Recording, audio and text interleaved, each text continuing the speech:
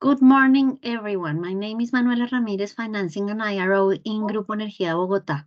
Welcome to our fourth quarter results call. This conference is being recorded. The presentation we will see today was sent yesterday and is uploaded in our investor section in our webpage.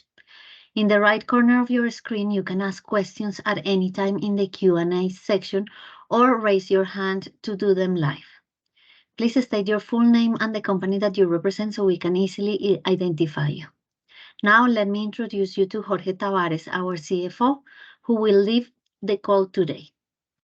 Thank you very much, Jorge. Good morning. Good morning, everyone. Can you hear me okay? Okay. So here's the agenda that we plan to cover today. And the most important part, I think, is going to questions. So feel free to ask whatever comes to your mind that could be relevant for the other investors also. Juan Camilo, go to the next one, please.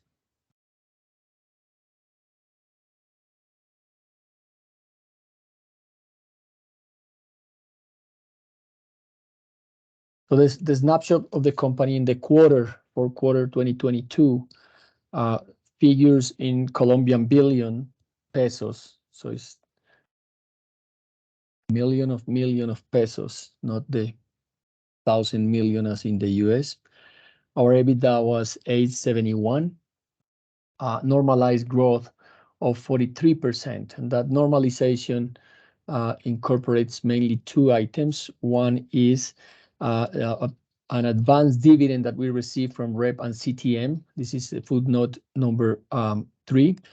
And also dividend, the final dividend distribution from Enel from the accumulation of the last 5 years at the time in which we did the agreement with them to distribute that accumulated dividend. Solid growth across businesses. I will highlight the transmission business growing 60%, which incorporates the execution of the strategy and El Norte, which was a company we acquired back in June of 2022, that deliver full results during the quarter as an ongoing business since the acquisition. In gas transportation, we also saw an increase, significant, but this one has one item that is of about 60 billion in this same units. I'm not going to repeat the unit except when it's different. The 151 includes about 62 of a TGI repurchase of bonds that in fact in TGI was incorporated below the EBITDA line. In terms of geography for the quarter, I like the international piece. 36% of the EBITDA came from the international operations, and that grows 21%, and that is solid result, incorporates positive results in Calida, in Guatemala, and in Brazil, and to some extent in also in Argo in Brazil. Dividend yield, this is the previous dividend yield. I'm going to talk about the next one in a minute. Our net debt to EBITDA increases from the previous figure we had in the last quarter, and that's due to the new debt to pay for the acquisition in Brazil that we closed at the end of November, early December, and I'm going to talk about it soon also. And both ROE and ROA, although they show healthy levels, they are lower than the previous quarter in 2021 for a number of reasons that increase the equity. The merger with the Enel companies and the accounting of that new Enel Colombia entity in our consolidated results generates 1,800 of new equity, and also the international investments, the assets we have international, because of the depreciation of the currency, when we incorporate that, increases the denominator of that division, return on equity and return on assets. Going to the bottom, the quarter results in terms of revenues, 24% growth, again healthy and across business lines. Basically, as pointed in the headline, the diversification and the international diversification is delivering positive results for the quarter for the shareholders. In terms of operating income, we maintain margins, 17.7% growth with 2.1. EBITDA for the quarter growing at 20%, reaching 4,569. And the controlled net income, which is the figure we use to pay dividends, is 2.8, growing 13%, which is positive. A significant number in the CapEx column, and that's because we incorporate here the acquisition of the quantum assets in Brazil. But if we look at the organic CapEx deployment in our infrastructure, that figure is showing a positive growth of 24.4%. That's, I think, one of the key messages is we continue investing, and we will see that investment level maintain over 2023 and then goes slowly down while we find additional investment opportunities.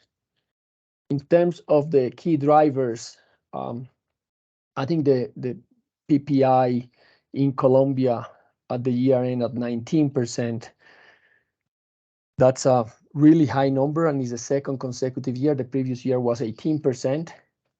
And in fact, is one of the main reasons why, not the only one, but one of the main reasons why in Colombia the electricity tariffs and the gas tariffs have gone up significantly, contributing at the overall inflation in the country and driving a regulatory agenda that I will talk in a minute. In terms of the annual results, which is the second line on top of the quarter, I'll just focus on the EBITDA, or I said it wrongly. The previous one was the annual, and now I'm going to go to the quarterly one that shows much higher EBITDA growth of 43%, and that is, as mentioned, normalized by the dividends and the capex.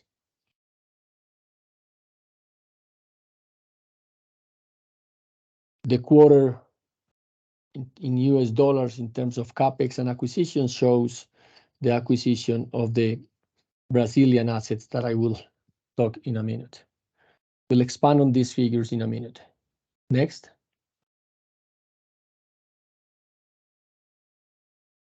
I think a headline of our results is that the execution of the strategy is progressing well, and that the footprint and the businesses in which we have positions are delivering basically across the board. We do have some one-offs that I'm going to explain as we go through that. In terms of sustainable generation, the participation of the Enel generation was 18% during the year in Colombia, generating 8,000 gigawatts hour during the year. And the main one-off we have here is the write-off of the Cartagena thermal power plant done by Enel Colombia, and this is in line with their strategy of decarbonization and electrification. The company is evaluating options, but at this point, the accounting figures we're showing you just write off completely that asset in Enel Colombia books and consequently in our books. In terms of gas for the future, which is one of the key strategic elements at Grupo Energía Bogotá, Cálida reached 1.5 million connections during the year, an amazing pace of connecting basically homes in the Lima metropolitan area. During last year, we connected an equivalent to one home every 2 minutes, so 260,000 connections during the year.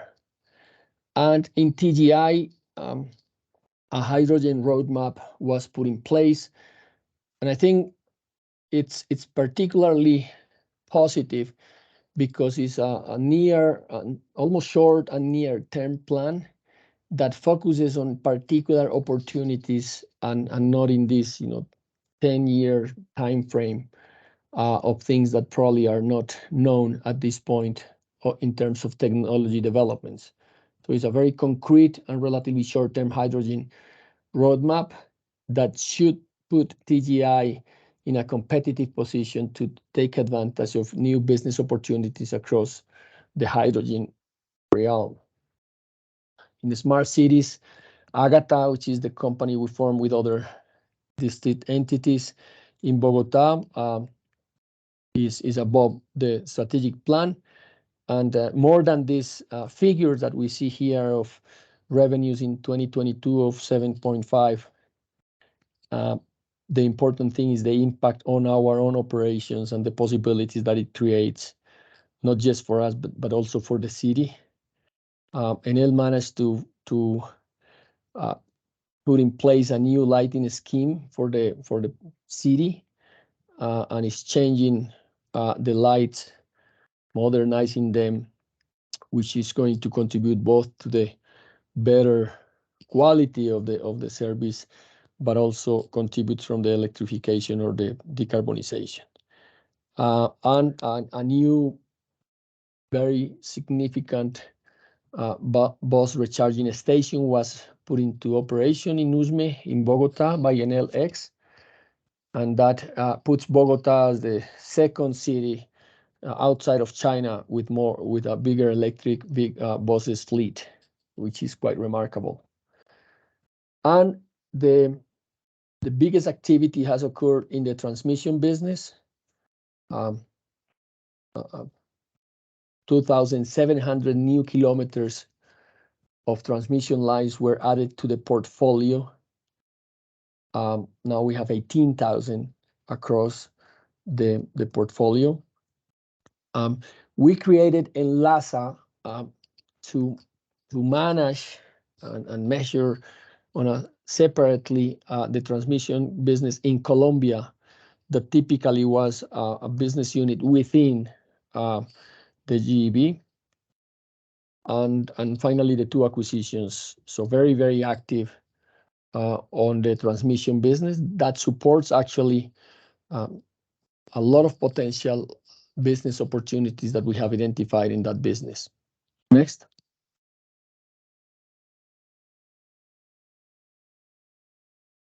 We have announced this at the time we published the shareholder assembly invite. I'll just focus the ordinary dividend is going to be the proposed to the owners of the company is going to be 179 pesos per share.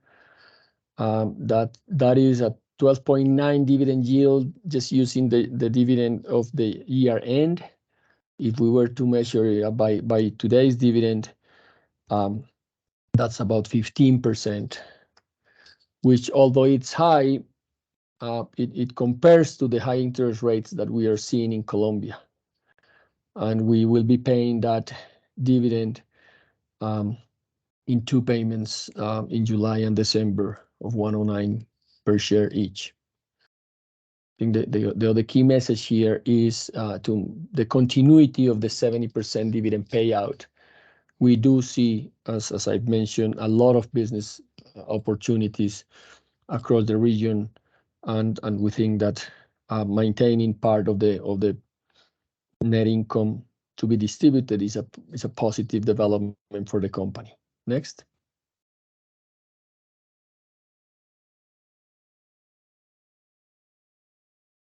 It's taking a little bit for me to see it here, so apologize.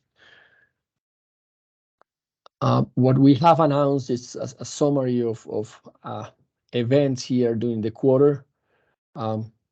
We finally closed the acquisition of the Brookfield assets in Brazil, and for that we disbursed a $509 million syndicated loan agreement, mainly supported by Scotiabank and SMBC, and then with participation from Sabadell, the Bank of China, and Citibank. Moody's incorporating that acquisition and the leverage that will meant reaffirm our rating with a stable outlook, and that's at the level of the sovereign. And we were included in the S&P Sustainability Yearbook, being one of the top 10 in the gas and utilities benchmark that they put in place. I mentioned the creation of Enlaza. I think one aspect that is not as noticed is that we put into operation some of the projects of the transmission business. So the Tesalia Alferez, which is a remarkable engineering achievement, 201 kilometers that passes the West mountain range in Colombia, very, very complicated and very pristine area. We did a very thorough job there, and with the effort of many, many people, we were able to put in place this line, and is now connecting if you will, the center of the country with the west, with the Cali area, Valle del Cauca. A private project of 11 kilometers that, although it's not too big, it's just a positive demonstration of the opportunity that we are finding there, and also the takeover of the San Juan 220 kilovolts line. In Conecta, basically, I will say the risking of the project. We continue progressing 91% of completion, and more importantly, we unlock some revenue from 56 to 66%, getting closer or closing the gap between the construction progress and the recognized revenue. That's important. It's not too material for the group, but at least demonstrate our willingness to complete that line and to reach 100% of the total revenue that we expected there. In TGA, we continue a very active engagement with the regulator in terms of Resolution 99, which is the one that talks about the remuneration of the assets. As the company is our base case, converted to peso revenue, Colombian peso revenue, we're preparing to manage that new exchange rate risk that will arise. And the CREG has issued a new resolution recently that is being discussed with them with the industry, or by the industry, the 702 resolution that corrects some of the elements of Resolution 175, in our view, stating a more balanced regulatory framework for the TGI and in general for the gas business in Colombia, which is very positive for the long term. And we extended our intercompany loan to the end of this year, to say also that loan is not further subordinated. The obligation for the subordination ended last year. Khalid, I mentioned the significant growth in users and also a strong delivery on EBITDA. Next. I think that a lot of activity on the regulatory front. Just to say three things, because it's probably not worth speculating on what could happen here. But from our perspective, there was an issue with the tariffs. The tariffs were increasing too high, and furthermore, in the north of the country, and I'm talking electricity mostly, in the north of the country, Afinia and Aire, the two companies that were used to be Electricaribe, they have a different regulatory framework, and the rates there increased much more, like more than 40% in some cases. So a temporary solution that was found in the number 3 on the tariff pact by the majority of the industry on a voluntary basis, I think that's a very strong signal, and one in which I personally would put more weight than some of the recent announcements and decrees and the high court provisions. I think the industry and the government are sitting down, are trying to find ways to mitigate the impact on the users, on the citizens, and over the next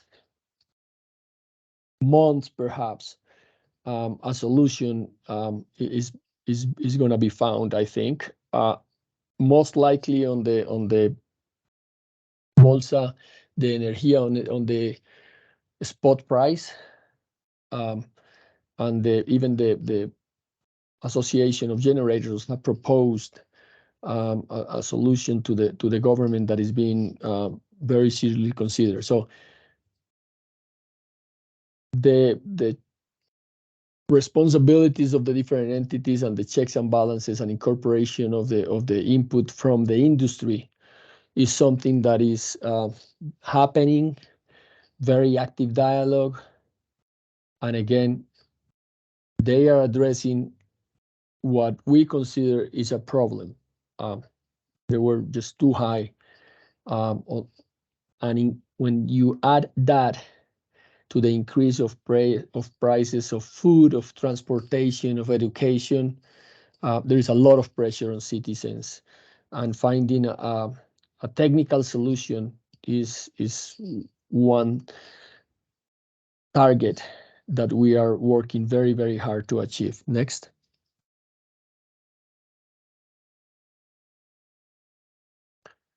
In terms of the quarter performance, as mentioned earlier, with a little bit of confusion by me, but the increase on the operating income was 18%, reaching 579. And basically, we were able to protect the margins with the 16.4% increase in revenues on the top left. And that increase reflects the diversification, the geographical footprint, but also it captures both the strategy and the strong economic positive environment in which we operated last year. It does have an FX impact of 329, which is significant. Again, it's just simply the combination of the international diversification plus the dollar component of the local operations, both in transmissions and in transmission business and TGI. And we have here a full quarter contribution of Elecnorte of 21, which is going to be stable here as we look forward. The operating costs increasing. Again, this reflects to a great extent the inflationary environment, mainly in Colombia, at 13.9%, lower than the growth of the revenues. And here we do have also the counter effect of the FX with 220 that compensates or negates a little bit of the effect of the 329 that we saw on the left side. And then on administrative expenses, we do have a couple of one-offs there. We do have the expenses in Brazil of the transaction, the fees we pay to the investment banks that help us deliver the transaction. Then we have also we lost a long-dated dispute with a client in Peru. A final ruling by by a dispute resolution court was against the company, and that because of that we are incorporating here $12.5 million of less,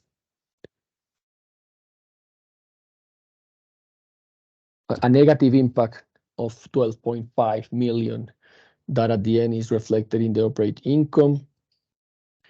I guess at this point, at this level, those are the main elements of the one-offs. I'm gonna point in a minute the impact of the Enel decommissioning of the Termo Cartagena. Next.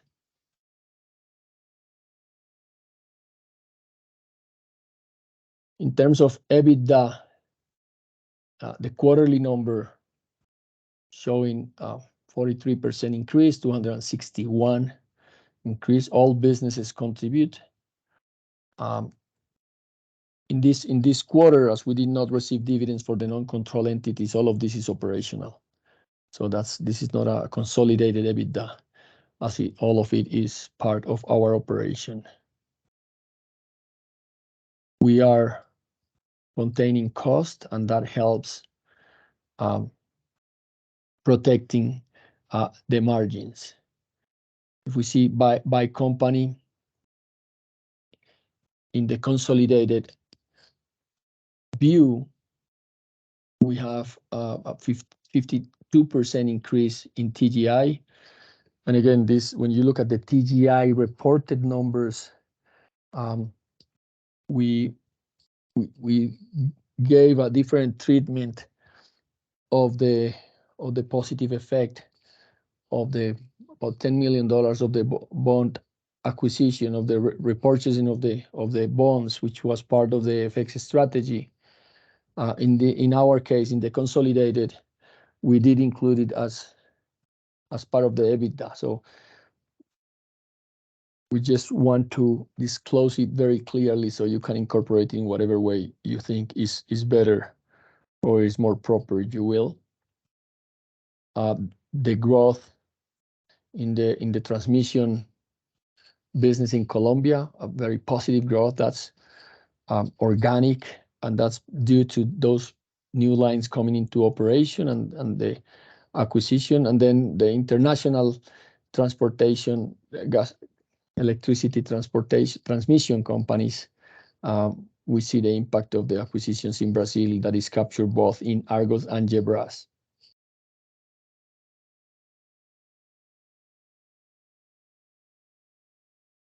You see in the EBITDA by business line that all of the businesses are growing in a very healthy way. Next.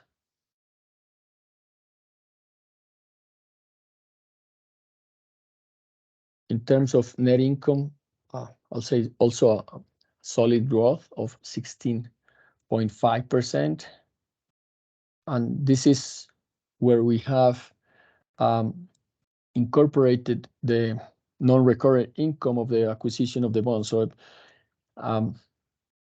TGI acquired bonds at about 92% price, and that 8% is captured here in this 168, and that's why this figure is a real positive benefit, although it's a non-recurrent one for sure. The outstanding, we acquired 156 million. So at the end of the quarter, the outstanding number was lower than 600 million, not the 750 that we used to be for a long time. The exchange rate not only has a positive effect, as I mentioned before, has a counter effect, a negative effect in terms of additional financial expenses, because we have, as you know, a lot of debt in US dollars, and despite being hedged from the net income perspective, when do actually we pay the either interest or part of the capital, the principal, the exchange rate has an impact on that accounting of that cash flow. In terms of the equity method, 468, I'm going to stop there. I'm going to go to the lower equity method graph. And this is where we see the very significant impact from Enel.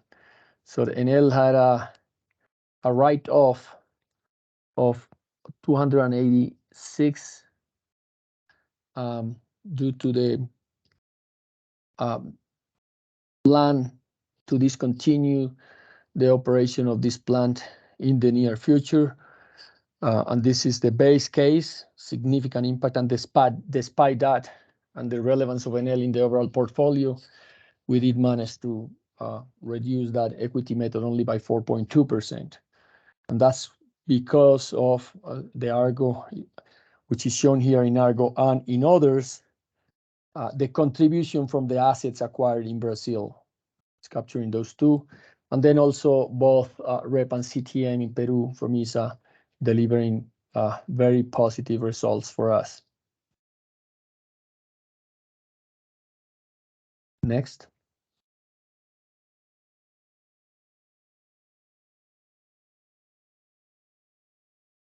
Three messages from our debt level. So it raises to 4.2 billion as we funded the acquisition.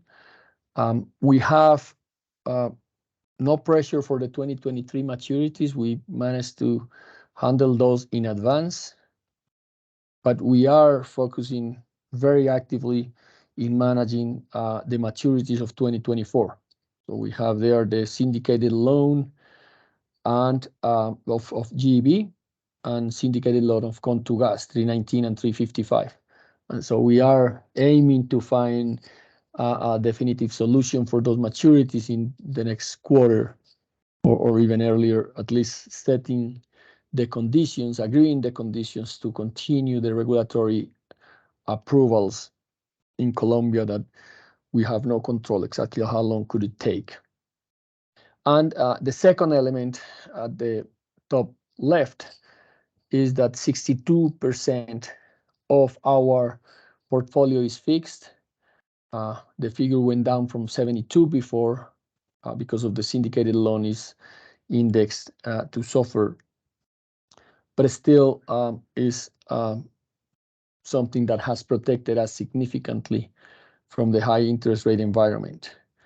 We now have 12% of our portfolio in SOFR, and we are working hard to convert that 15% portion of loans that are still in LIBOR to modify it to SOFR.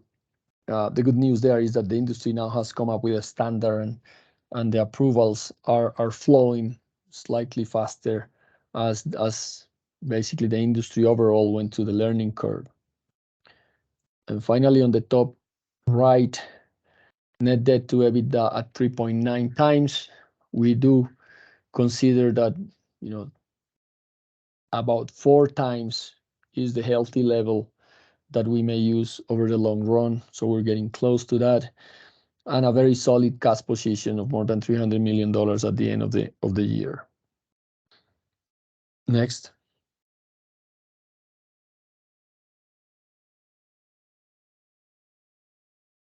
So in 2024, on the organic level, we deliver more. So the first bar was our budget for 2022, and we did deliver, especially in Calida, a much faster deployment of connections and deployment of distribution network to enable those connections.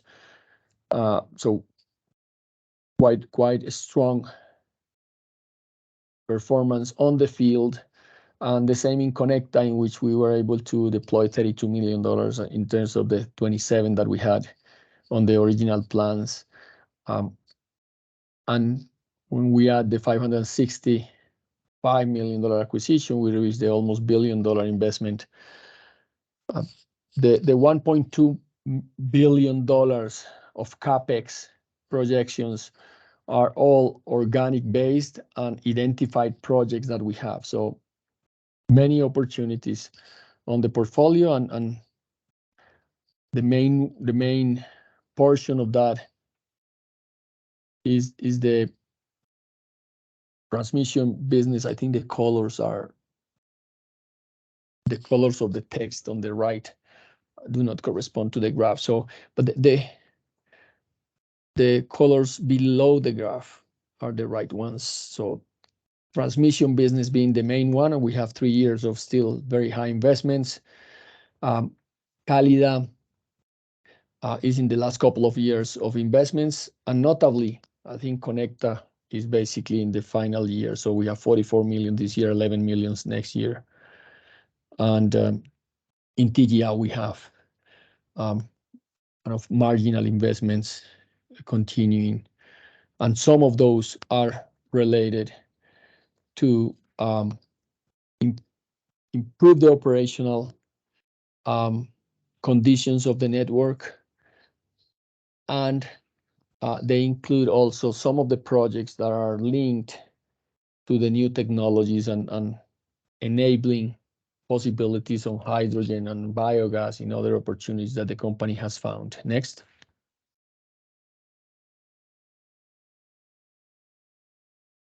So for the first time, we are providing a guidance. Some of the companies used to provide it, but this is the general one. So this captures our budgets and the combined budgets of the company. On the EBITDA, the group level, I think we could come up at the right of that range. We do use the macroeconomic conditions are a key element of our both budget and guidance, and for that we typically use consistently the surveys published by the central banks. So we do not try to guess what or to fine-tune what the growth of inflation, of growth of exchange rate, which are two of the key elements that have an impact. We do put a little bit more of science, if you will, in terms of the consumption of natural gas or the consumption of electricity, and this is what reflects the combined set of assumptions that we have.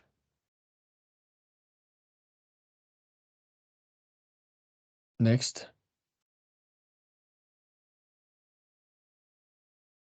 I think with that, just emphasizing, we believe solid operating results, not just because of inflation, either consumer inflation or producer price inflation or exchange rate, but also quantities, a remarkable delivery of expansion of the business in Calida, good progress in Conecta, and the inorganic strategy starting to deliver and set up to deliver significant impact during 2025. In terms, going back to repeat on the regulatory framework and activity and challenges, if you will, our sense is that a technical solution that addresses key issues that are pain points are being addressed on a technical manner on working group tables, talking to people, and something that I think is very positive. If you hear other industries like healthcare industry that they complain that they are not being listened, that's not the case on the energy industry, and the conversations are going. It took me a little bit longer. Sorry, Manuela, go ahead. Okay, thank you, Jorge. We invite everyone to do their questions. You have two options. One is to write them down in the Q&A section in the top of your screen, if you are shy, or you can also raise your hand and we will give you the chance to do the question yourself. So we now have two hands raised. I'm gonna start with Rahul Bhatt. Welcome, Rahul, and thank you for your question. Hi, this is Rahul from 91. I hope you can hear me. We can. Yeah. Thank you. Okay, perfect. I first wanted to say thank you for hosting the call in English. It's very helpful, better than listening to the parallel translation. So thank you for that. And so on the questions, I had a few questions, and you can tell me when you had enough, and I can come back later or put it in the chat. But Jorge, on Brazil, on the acquisitions, so we've started to see some of it come through to the equity line. But when will it properly start coming through the numbers, and like dividends and cash flows start coming into the company? Is that and is there any capex associated with that? Is there going to be like cash infusion needed for that company, or now that the initial acquisition loan is done, that's done? You want to continue, and I can answer all of them. Okay, perfect. And then on leverage, you said like 4 times is now perfect. So then is it right to think that now there's not going to be any more like big M&As like how the Brazil transaction was there? Um, and I guess this is also consistent with how the rating agencies are looking at you. So the 4 times is like good to remain at your current IG rating.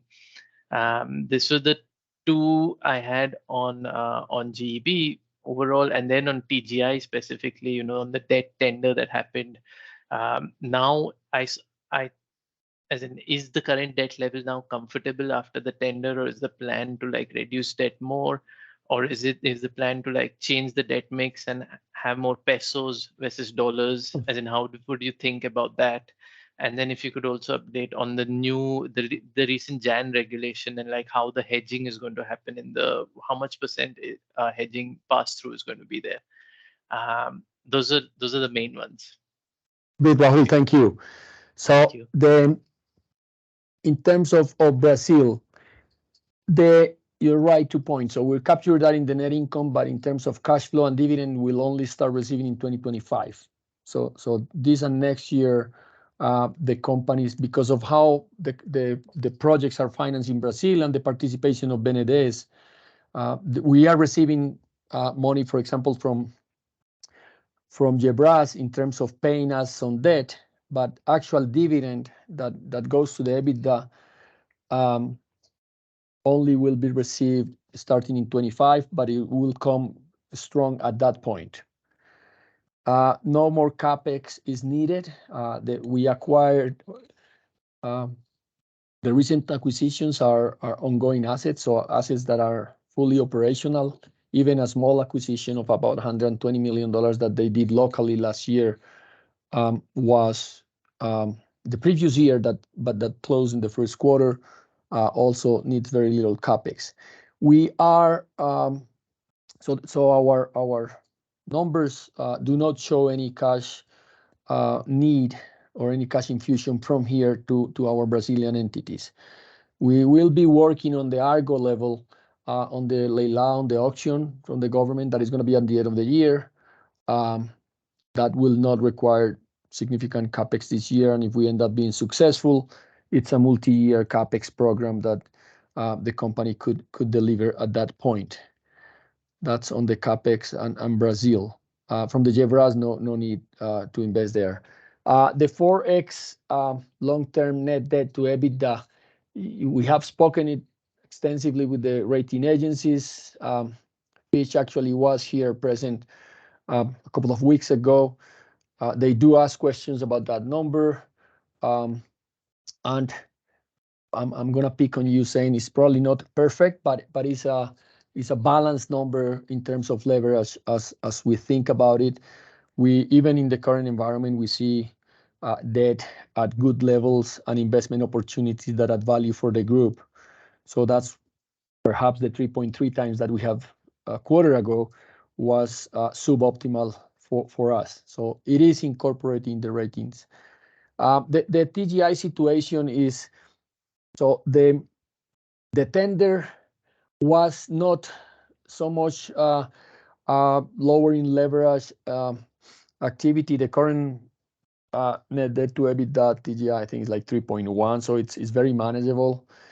The reason was because if the company is converted to pesos, the decision that the board of TGI made was to hedge that position. Being a public company, It's very difficult for us to take exchange rate risk on that amount. So unfortunately, the conditions were relatively abrupt.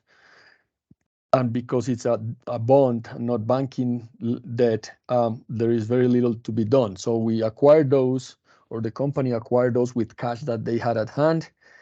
And if and when the regulation that converts the revenue to pesos comes into effect, which we expect is going to be soon, then the mandate that we have is to hedge the full position that the company has. The full position, at least with external lenders. The intercompany at the group level could come as a wash. Whatever impact on the TGI side is going to have the negative impact, the opposite sign at the GEB level. So that's what we plan to do there. But all new lending will have to be in COP or synthetic COP, because if the company is going to have revenue in pesos, that's what the risk management decision was made, the exchange rate risk management position. Manuela. Thank you very much, Rahul. Now we have Andres Duarte from Corfi Colombiana raising his hand. Good morning, Andres. Welcome. Hello, thank you. Three short questions. Two are related to Brazil. And actually, the first one is pretty similar to Rahul's. So excuse me for that. Please tell us what's your, the expected dividends for Argo and Gebras and the expected dividend growth for those companies whenever those dividends begin. The second question is if you had noticed any changes in the Brazilian market after Eletrobras' privatization. And the third one is please an update on the hydrogen projects that you have. Thank you. Sure, Andres. So basically, in 2024, we will be receiving a very tiny amount of dividends. I'm thinking Argo now. I don't know if Juan Camilo Manuela. It's like 300 million, 300,000, 300 mil millones de pesos. So 300 in the units that we were using, 300 billion COP is the level of dividends that we will be receiving from Argo starting in 2025. And then it grows from there at a healthy level. It escalates like 350 next year, the following 26. That's the key. We do have with Gebras, we do have an intercompany loan that is still about $30 million that we will be receiving cash from them. As I mentioned, it's not dividend, but it's cash flow from those investments that we will be receiving here, that will help us manage our debt level at the GEB level. Hydrogen, everything is done at TGI, and basically, and happy to open a conversation with you with the technical team at TGI, but it's some are niche applications that are not technology with suppliers and with partners in technology. It's called technology readiness level, TRL, with TRL levels more than 7. So this means we're not in science projects, we're in actual industrial application at small scale with either industry players or other participants that will have a payout and a financial contribution within 6 months. So we're not doing pilot projects at big scale. We're just doing niche applications and have found both suppliers and clients and have worked in joint agreements with them to pursue those.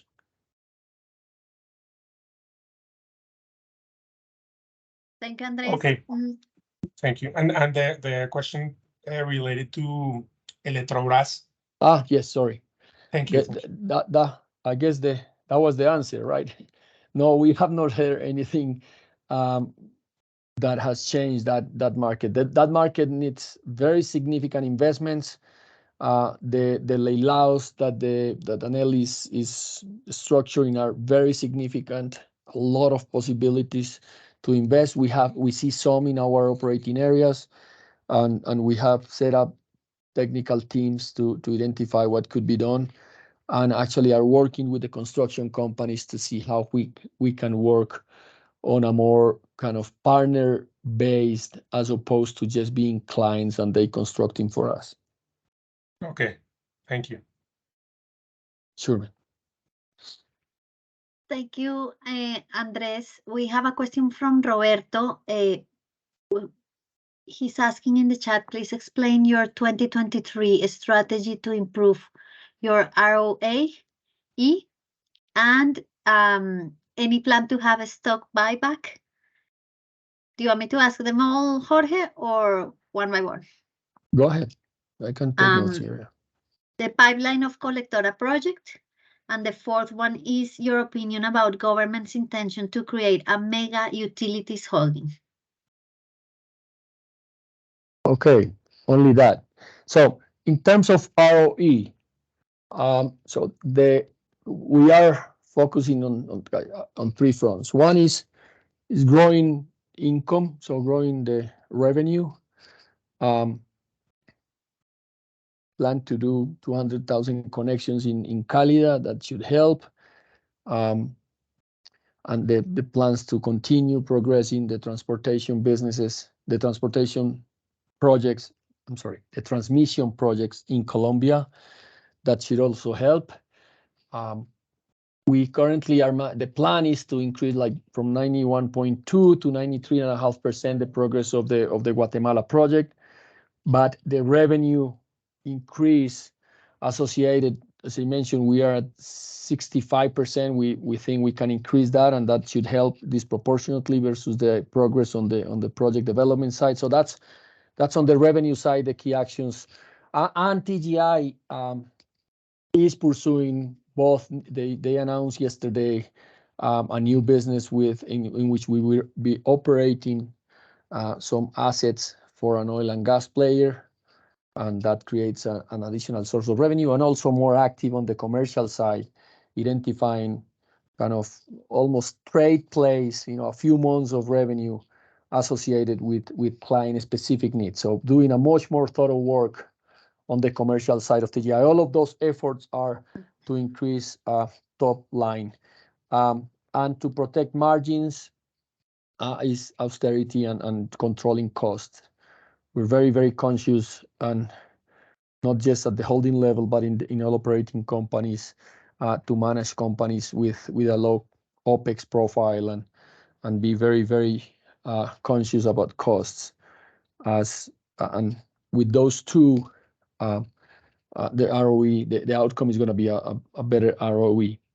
In terms of stock buybacks, in fact, a shareholder formally requested us to analyze that. We analyzed that, and we had a board of directors meeting last week to discuss the issue. The conclusion was that at this point we're not going to pursue the buybacks, and basically it's I think there are two elements to analyze buybacks benefits. One is the theoretical and kind of empirical demonstration, and yes, it is a vote of confidence by the company that the share perhaps is cheap, and that they have confidence on the strategy and on the possibilities that will deliver. That's on the theoretical side. I think for us, our particular situation made us conclude that is not the best option for us. Three elements. One is we do see an significant gap in what we will consider the fundamental value versus the stock price value.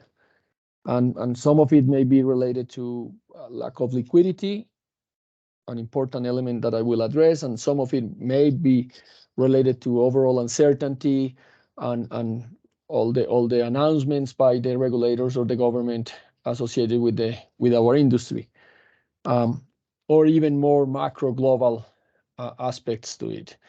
But the three key elements that led us to the conclusion was we think that our float is not very big, and if we buy back shares, we act negatively against that float, which is one of the problems of our kind of ownership structure, if you will. So we think it's against that, and without talking as a speculator and trying to do a trade with the shares, we do have a lot of investment opportunities that we think could deliver returns for the shareholders in the long term.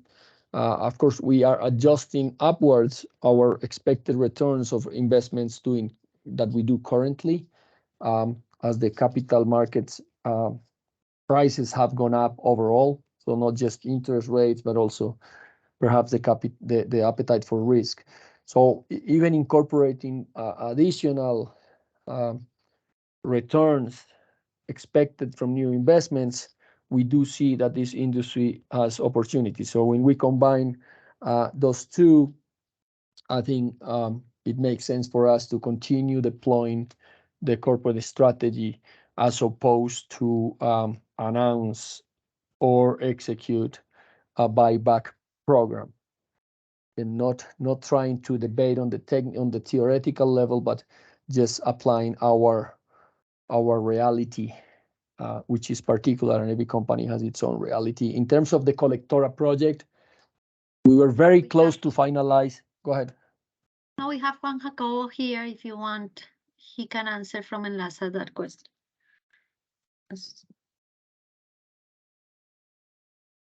Fine. Buenos días. Pamela, I would like that you help me translation.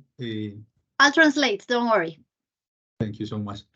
Para Colectora tenemos dos tramos, un tramo que va entre la subestación Cuestecitas y La Loma, son 250 kilómetros. For Colectora, we are going to do it into stages. One of them is La Loma Cuestecillas. 250 kilómetros que estaremos iniciando construcción hacia el mes de mayo de este año. 250 kilometers that we will start building in May this year. Y aspiramos poner en operación este activo hacia el tercer trimestre del 24. And we hope to be operational on the third quarter of 2024. Esto permitirá la incorporación al sistema de 1.000 megavatios eólicos como parte de la transición energética. This will allow 1,000 kilowatts from wind to enter the system in Colombia. Okay. Y para el segundo tramo, que es entre Cuestecitas Colectora, estimamos radicar el estudio ambiental en diciembre del 2023 de este año. The second stage, that is from Cuestecitas to Colectora, we are hoping to file the environmental license in December this year. Y estimamos iniciar construcción en el tercer trimestre del 2024. And start building on the third quarter 2024. Para finalizar las obras hacia septiembre del 2026. To finalize construction in September 2026. Thank you so much, Manuel. Thank you, Juan Jacobo. Perfect. We have. Thank you. And just to add one thing, that in the Cuestecitas Colectora, in which we have, overall, we have like 223 communities with which we have to agree. We were very, very close to finalize those called consultas previas, like previous consultations.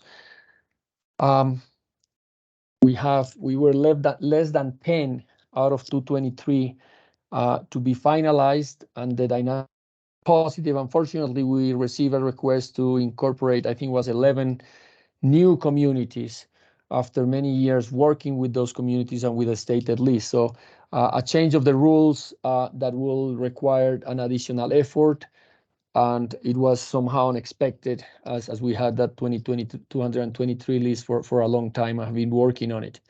So that could have an impact of delaying the initial stages of putting in place the Estudio de Impacto Ambiental, the environmental study that we'll have to present in order to get the license from the government to start building the lanes on the ground. Okay, Jorge, we are running a little bit short on time, so we're gonna have Felipe now the question, and we gotta do short answers. Thank you, Felipe. Yes or thank no, you. more than that? No, I'm just kidding. This is Felipe Fuentes with SMBC. Good morning, and thank you for the call and being available for questions. So two things. If you could please expand on the company's strategy in Brazil. I mean, we're all aware that Brazil is massive, so I wanted to hear what your level of ambition is over there. And if you can please elaborate on the persistent high power prices and potential regulation. You mentioned voluntary action and that a proposal is being discussed at the generation companies level. I'm just curious on what course of action could that take. Thank you. Thank you, Felipe. Good question. So, short, in Brazil, we see many investment opportunities across the board. And as our footprint expanded, we see more opportunities close to that.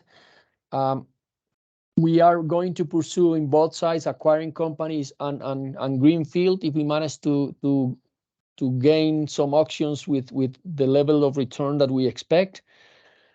The positive thing there is that as now we are the 5th biggest private player in the transmission business, we are not limited by the GEB financial framework and leverage that I mentioned before, because we could have access to the capital markets locally. Currently, perhaps not in the best shape, but if we do something, it will be at least 6 months from now, because we don't have anything now on the plate. We are in the process of integration of the newly acquired assets and kind of digesting that acquisition, if you will, before we actually deploy. But we don't have a target of being number 1, number 2, but we will pursue additional opportunities. And the fact that we are with Redeia 50-50 also puts less pressure and less constraints on the financial framework, as we could get money from, we both put money into that. In terms of the high prices in Colombia, apparently where things are heading is to the spot price, which is being dislocated, and for the right reasons. There are some early signs of potential Niño situation at the end of the year. At this stage, those forecasts are not very precise. The uncertainty range is big, but some signals are out there. And because of that, some companies are reserving the water, and that's why the spot prices are high. But again, the signals we're hearing are positive in terms of a solution that focuses on that. The rest of the energy is sold in long-term, in medium-term contracts. That is difficult to modify. And for us, the impact is very low, because basically the spot price is modified. Our impact is just the Enel, Enel, 15% of the energy that Enel produces is perhaps exposed to spot market. And then we have 42.5% of Enel. So, and Enel contributes to some 30% of our EBITDA. So when you compound all of that, at risk is about 8%, and that 8% is not going to be zero. So it's going to have some pressure on that 8%. So 2% perhaps exposed, if you will, if spot prices are intervened by the government. Thank you. So Rahul has a follow-up question. I think we answered the first one I- about Craig. Rahul? Yep. And I would say just sorry, we do have some 10 minutes. We could stay longer, but conscious of that we had planned for 9 a.m. finalization. So if whomever needs to leave, we'll be happy to be answering questions here until 9:15. Go ahead, Rahul. Yes, sorry. So just on the Craig, you answered most of it, but I just so the currently what is under discussion is only to change the spot price, and so therefore it will impact only the generation companies, but nothing on the transmission or the distribution side. Is that correct? The transmission, it's in the regular agenda by the regulatory commission. I think last time that the transmission its regulatory scheme was updated was 2011. Supposedly that's done every 5 years. So that's under a normal cycle. And we have seen even in the past, I'm talking a few years back, some ideas put by the regulatory commission in front of the industry. So that is in the correct regular agenda, not in the, let me call it, extraordinary agenda set up by the president or by the superintendent of utilities. So that at some point this year could come into play. The positive thing there is that only 27% of our business is exposed to that regulatory framework, because the rest of it is our newly granted concessions that are a fixed payment from the government. So on those cases, we do not have exposure to whatever changes in the regulatory commission are. So in transmission, there will be a change. The change, we don't know exactly what is going to land, what's going to be the outcome. That's something that will happen throughout the year. We don't see that this is happening very quickly. And on the last review of tariffs was in 2016. So it's about to be ready, and it's a matter of capacity at the commission. But in 2016, significant changes were put into place.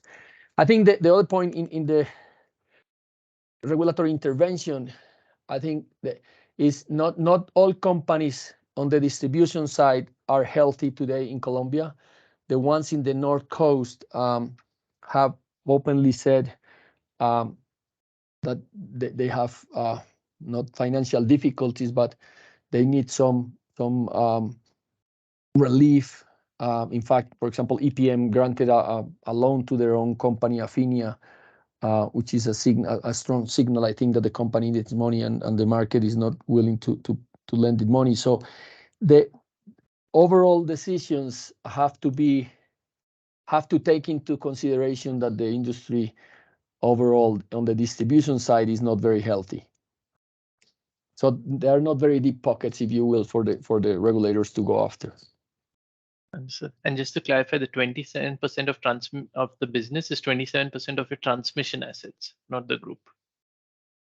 Correct. Within our Enlaza business, if you will, our Enlaza business, which is about 7% of our EBITDA, 27% of that 7 is exposed to the regulatory framework. The rest of it is long-term fixed payment. Okay, perfect. And the second question was just on your debt strategy. So like with TGI, you just increased the intercompany loan, as in you just rolled it over by 1 year. Is there a plan to like address it permanently this year, like either go into a long-term loan or refinance? TGI refinances that locally? How are you thinking about that? And then what you mentioned also of the syndicated loan for GEB in 2024 and Contugas, what are the markets you're looking at to refinance that? Is it more the bank market, or do you plan to come back to the dollar bond market, for example? I'll answer the first part and let Manuela answer the second one. So on TGI, overall, our framework aims to reduce as much as possible the intercompany loans, kind of having every company with their own debt and not having centralized debt in order to fund companies. That is the general policy we want to implement. we need to keep in mind that we're 100% owners. So we need to optimize the solution in any case. But that's where we're heading, kind of towards TGI securing their own money. In terms of the 24 maturities, Manuela? Sure, thank you. We are working on having flexibility, Rahul, with the shaky markets. We want to have different options. We do not have plans right now to go to the bond market, but we do not have plans to not go. So we did ask for the General Assembly to grant permission to the board so they can approve an eventual bond issuance if necessary, if that is the road that we see most likely. We maintain an investment grade rating, and that gives us alternatives between the bank debt, the multilateral debt, and the bond market. And we think this year flexibility is key. So we leave both, like the three options open, and we invite everyone with ideas to bring it to us as well, because you never know. Okay, perfect. Thank you very much, Thank you, Jorge, Rahul. Manuela. Thank you. So with that, we conclude the call. I know I rushed it a little bit, the questions and answers, but if you have any question, feel free to send us an email to ir@geb.com.co. We try to be available for a call to all of our investors, and we appreciate your attention today. Jorge, you want to say a few closing words? We remain committed to execute the strategy. A lot of opportunities, and the results are coming in, which makes us happy. And a reinforcement of the message about transparency, and there is a dislocation between the share price and the fundamentals, and we will be working very hard to explain our business, to explain our results, our strategy. Expand the investor base is something we want. And in that sense, if you think we can be useful to your clients, to your audiences, more than happy to engage. Thank you. Have a good day. Bye-bye. Obrigado. Gracias.